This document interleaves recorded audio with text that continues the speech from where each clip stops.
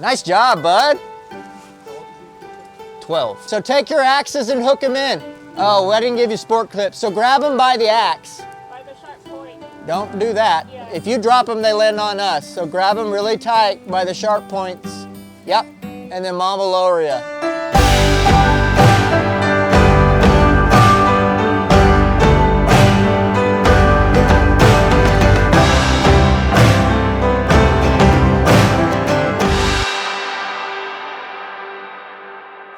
I moved up, graduated high school in 2001 in like May and moved up in July of 2001. Where did you move from? San Angelo, Texas, or San Angelo, America.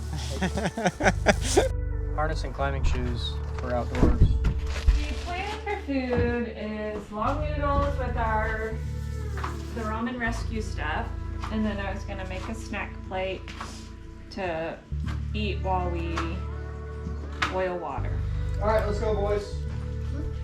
Shoes.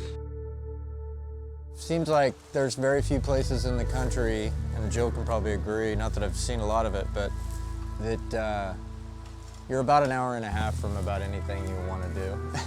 So we originally moved up here with the intention of moving back home eventually to raise our family, but we started getting into the outdoors and it was just too hard to leave now. There's no way you could get us out of here, I don't think.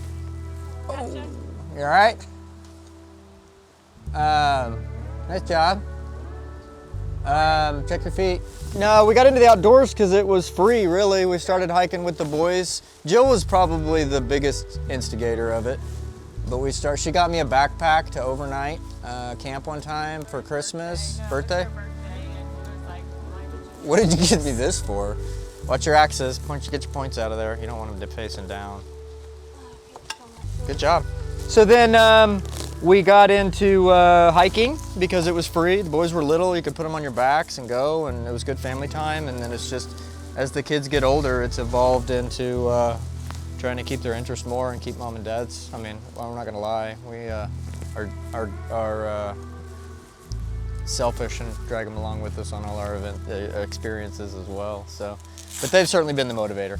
I'll probably take the vest, I think. Yeah, the vest would be good for Werner. After living here for 10 or 11 years, we realized if we were going to be able to if we wanted to do anything, the summer months are pretty short. They're amazing here, but they're short. So if you want to have fun all year round, you just got to get out in the thick of it. Started out enduring the rain, and then rain down low means snow up high. So got into snow sports and doing this kind of stuff. So.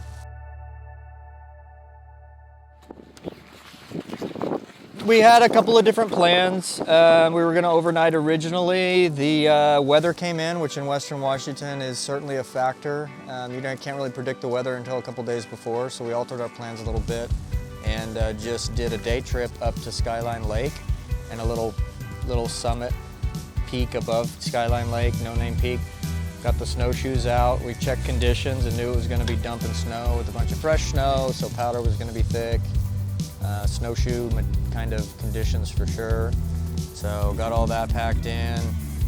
That particular hike is a fun one. We've kind of got a history of going up over the years since the kids were really small, because it's a massive elevation gain over a short amount of distance. So the downhill is really fun for them. When they were little, we used to go up there every year, and they would bring the trash bags and hop in the trash bags and slide down. And no, move around. You see how you're going opposing? You need the bottom. You don't want to fill it with air and snow, right? When you slide.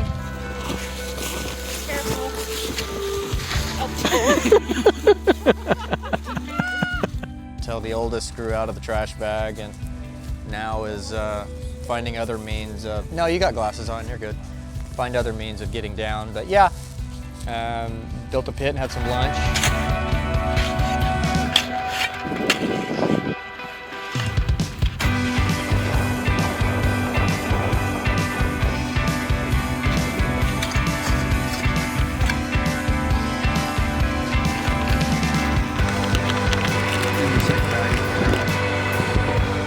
It's a pretty quick trip up and down, so weather looked pretty good over in Leavenworth area, Icicle Canyon.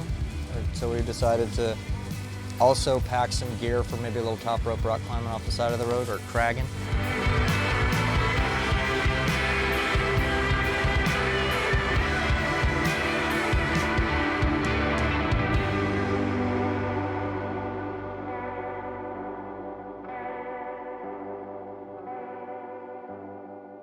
So there's 3 points of contact. You can hold it up here and go down. You can hold it here and go down, or you can hold it here and get a long stride and go down. And just grab a good point, weight it before you take the next move to go up, just like regular climbing. You want to weight it and make sure it's a good hold. So this, I'm looking at it. I mean, that looks like a pretty good one, but this one looks like it might even be better.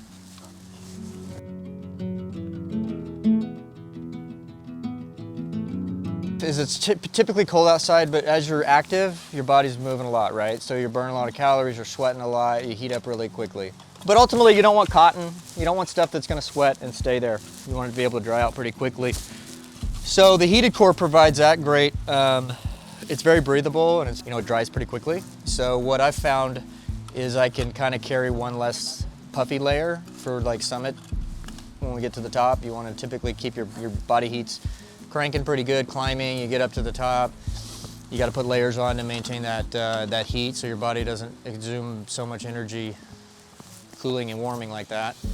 And so without that other layer, or with the heated core, you can flip it on when you get up there, and it'll maintain that core body heat, which is really nice. And then I've done a couple of really synthetic layers on top of that dry really quickly and don't hold water.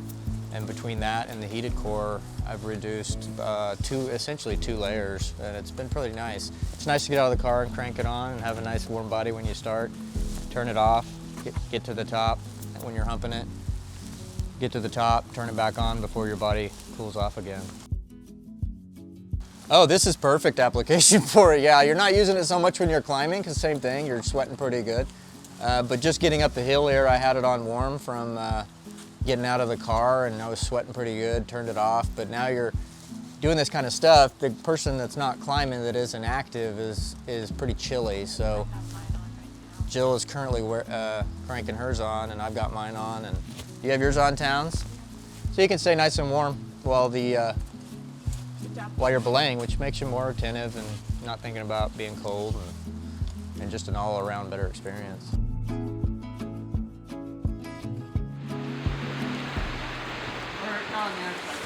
I don't know, we kind of stumbled upon it. I mean, we've kind of always taken a pretty active role with the kids and being around a lot, and as any parent does, I guess.